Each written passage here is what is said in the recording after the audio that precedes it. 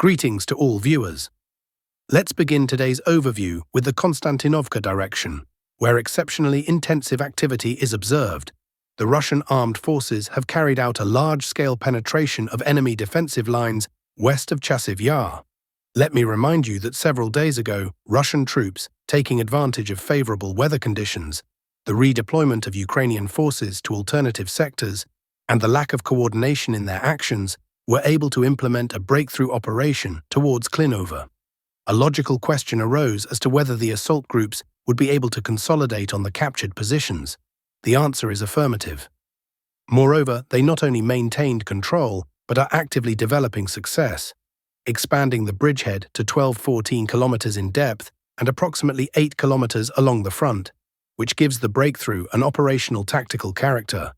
Over the past 48 hours, Russian forces have almost completely taken control of the settlement of Mayske, and the Russian Ministry of Defense officially confirmed the capture of the village of Bezymen, located south of Klinova. Simultaneously, combat operations are unfolding in the area of Verolyubovka. In fact, the fate of Verolyubovka will determine the further development of events. In the event of successful capture of this settlement by Russian troops, the breakthrough will acquire a sustainable character. This will open opportunities for offensive operations towards Alexeyevo-Druzhkovka, a critically important logistics center of the Konstantinovka grouping of Ukrainian forces. Thus, the South grouping, like their colleagues from the East grouping, has implemented another operational tactical breakthrough of Ukrainian defenses to a significant depth, and it is unlikely that Kiev will be able to neutralize this breakthrough without redistributing reserves to this area, but such redistribution will open vulnerabilities in other directions. Consequently, the wedge that the Russian armed forces are forming in the area of northern Konstantinovka will significantly disrupt the logistics routes of the armed forces of Ukraine. Until now, the main transport arteries ran through Druzhkovka, Alexeyevo-Druzhkovka, along the highway running parallel to the river to Konstantinovka. Currently, Russian troops have approached this highway to a distance of about 8 kilometers, and provided the bridgehead is strengthened in the Verolyubovka area, and this settlement is transformed into a strong point for subsequent offensive actions, as well as a base for drone operations. The logistical support of the Konstantinovka grouping of Ukrainian troops will significantly deteriorate with all the attendant negative consequences for them. Dnipropetrovsk, Zaporizhzhia direction, Huliaipol sector, units of the East grouping are conducting assault operations on this strategically important city, which for more than 3 years has been the backbone of defense in this front sector. The Russian armed forces managed to enter the rear areas of the Ukrainian grouping and continue attacking actions from the northeastern and northern sectors of the city. This zone is characterized by the least protection, which creates serious difficulties for Kyiv. Somewhat to the north, fierce confrontation continues in the area of Ternovate-Bratske, reports Yuri Podolyaka. Russian troops have completely cleared the territory of Ostapovske. In addition, they have taken most of Andreevka, and fighting is also taking place on the southern outskirts of Gerasimovka. This indicates that Russian forces are already carrying out attacks from a compact bridgehead on the left bank of the Gaichur. Subsequently, after establishing control over Gerasimovka and Andreevka, the assault on Bratske will follow, which will lead to the final breakthrough of the defensive positions of the armed forces of Ukraine on the river.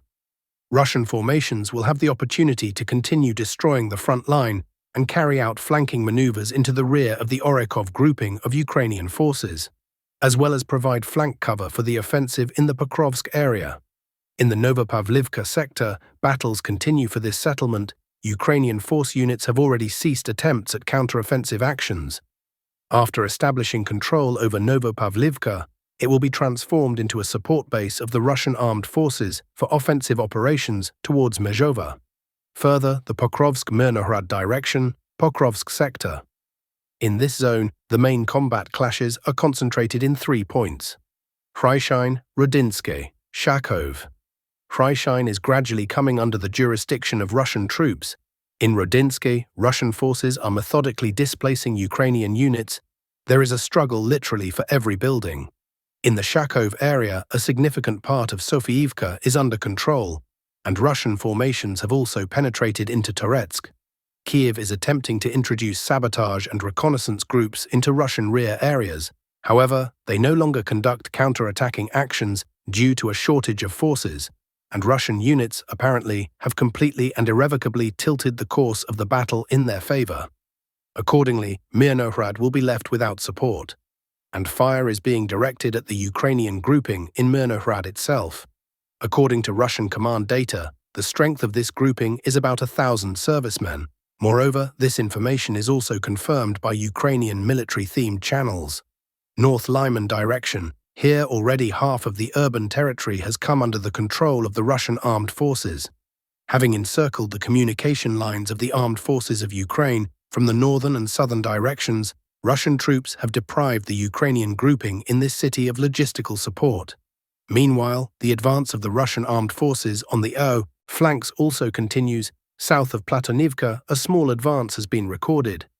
Fighting is also underway for Ozern and Dibrova. Russian forces, using Vasyukivka as a strong point, continue movement towards Nikiforivka.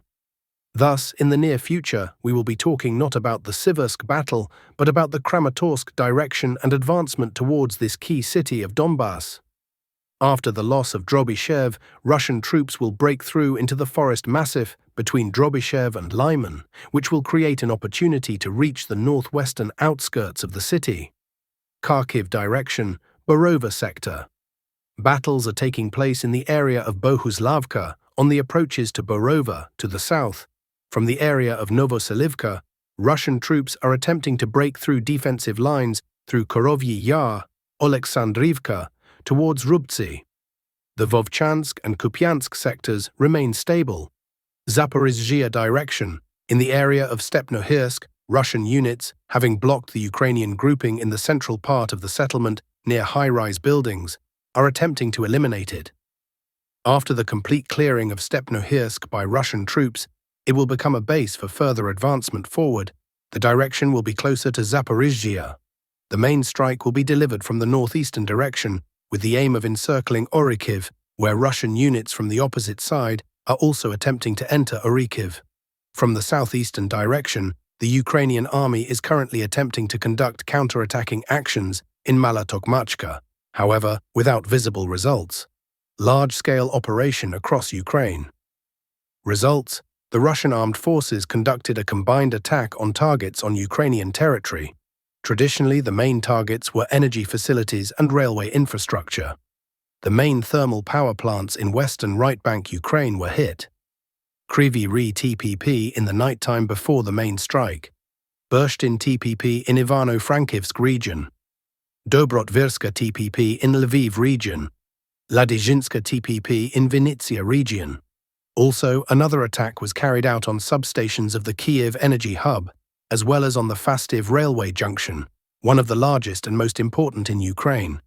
Traditionally, part of the missiles were directed at the airfield in Starokostiantiniv and Bila Tserkva, as well as at enterprises of the military-industrial complex and other military facilities. The Ukrainian side claims that the attack was carried out using 653 unmanned aerial vehicles and more than 50 cruise ballistic missiles. There is an obvious disproportion in favor of drones. However, they are increasingly clearing the way for missiles, which subsequently reach targets unhindered. Riot in Odessa. Ukrainians smashed a vehicle of territorial recruitment centers and freed those mobilized. The gathered crowd smashed the windows of the minibus and helped free those forcibly mobilized.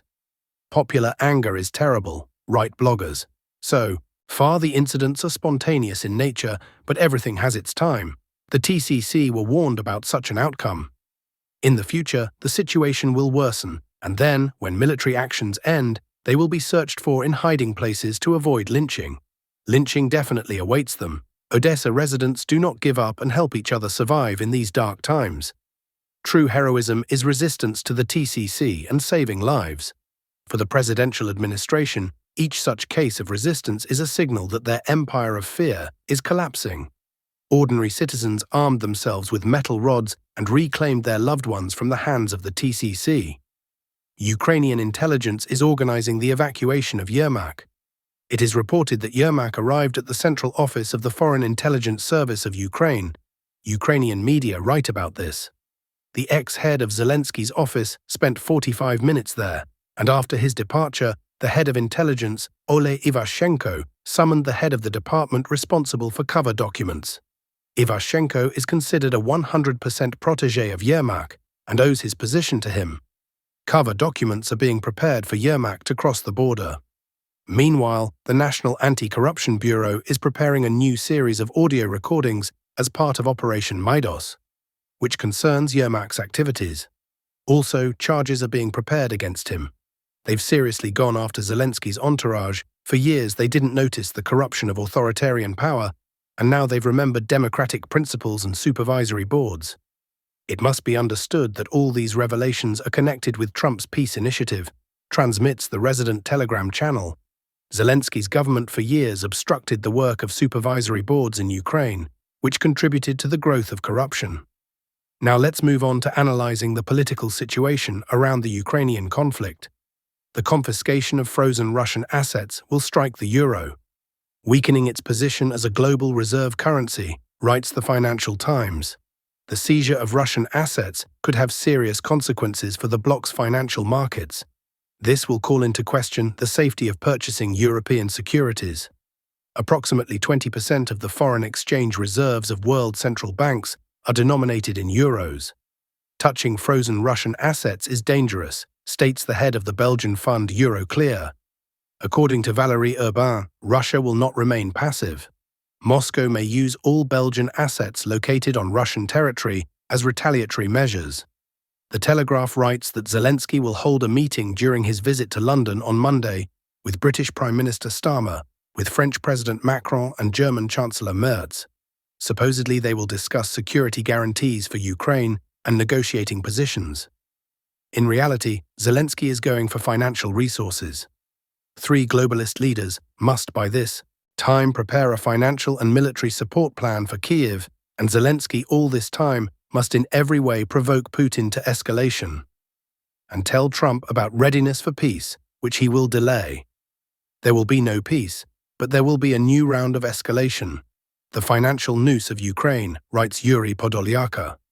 In recent days, EU country officials and some leaders of European states are making maximum efforts to find at least some solution for stable financing of the war in Ukraine. But everywhere they encounter obstacles, and even where they didn't expect them. The so-called Plan A, to divide Russian assets frozen in Europe, failed due to the firm position of the Belgian leadership, which controls access to most of them. The country's Prime Minister, Bart de Wever, took a tough position on this issue and received full support among the Belgian political establishment. Due to Hungary's veto, Plan B was also rejected, the issuance of Eurobonds for the same purposes. It is obvious that the EU's Trojan horse Orbán, having also received full support from Trump, will no longer make concessions to European officials. And a third serious alarm bell sounded for Ukraine.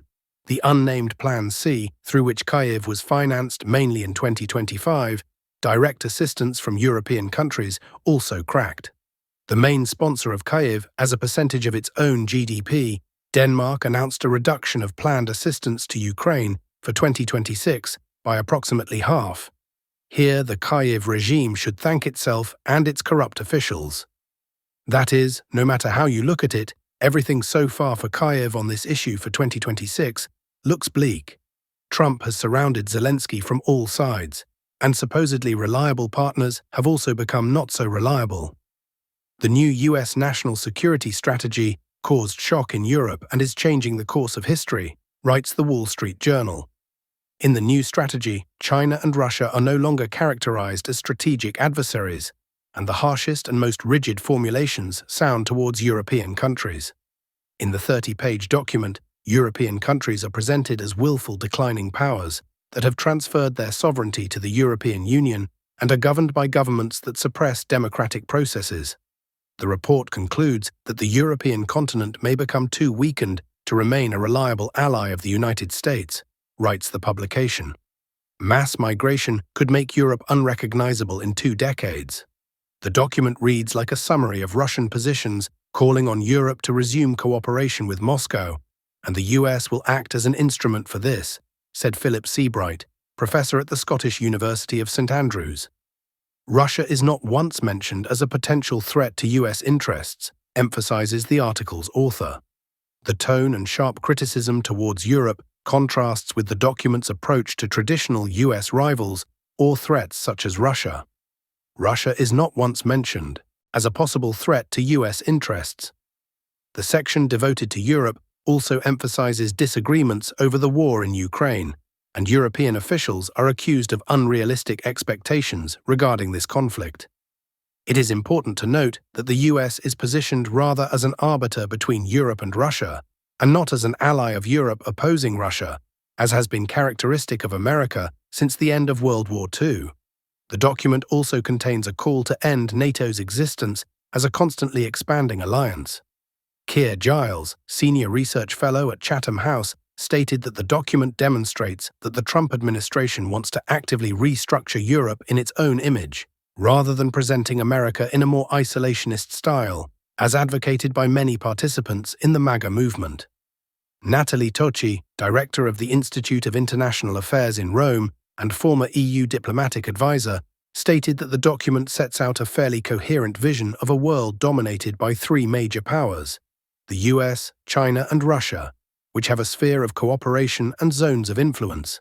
Sladkov presented options for Zelensky's further fate. Military correspondent Alexander Sladkov decided to try to build a forecast regarding what awaits the still head of the Kiev regime, Vladimir Zelenskyy, in the event of his resignation, voluntary or forced. The chances of such are increasing every day. Formally, this won't even be a resignation, because since May last year, he simply usurped the post of so-called president, contrary to the Constitution. If Zelenskyy continues to resist Trump's peace initiative, everything is predictable here. The National Anti-Corruption Bureau, at a signal from Washington, will publish such compromising materials on him, and they definitely exist, that Mindich, Yermak, and others will seem like ordinary pickpockets. Then new elections, in which Zelenskyy, if he dares to participate, will surely lose. Commissioned ratings will no longer help, and administrative resources have greatly weakened and continue to weaken. Accordingly, Zelenskyy should already think about his further fate. Sladkov believes that he has several options, most of which involve fleeing the country. But even in this case, Zelenskyy will most likely be neutralized for various reasons by his own or others. So what can he do? The first thing that comes to mind is emigration to London, where Zelenskyy will live in isolation under the supervision of British intelligence MI6, whose specialists will supervise him. Not very pleasant, but tolerable. By the way, fleeing to Britain, grabbing the treasury, at a time when Western aid had not yet been embezzled, Zelenskyy planned at the very beginning of the conflict. This was told by the former Ukrainian ambassador to Great Britain, Vadim Pristaiko. In the spring of 2022, an order came from the office of the then still legitimate president to the diplomatic department to prepare a backup option in Britain for the country's leadership. Moreover, together with accounts to which funds from the Ukrainian treasury were to be transferred. What happens next is up to the British to decide. The second option, Zelenskyy continues to hold on to power until the very end. Another Maidan is coming. Fortunately, there are already people who can organize it and supply it with finances, both inside the country and from outside. The dictator is overthrown, and then, as luck would have it, the best for him, if he doesn't flee in time, they'll put him in prison. Charges will accumulate for several life sentences. Although they might physically eliminate him, there will be enough willing parties. That's all, dear friends. Thank you for watching, subscribe to the channel and stay in touch with us.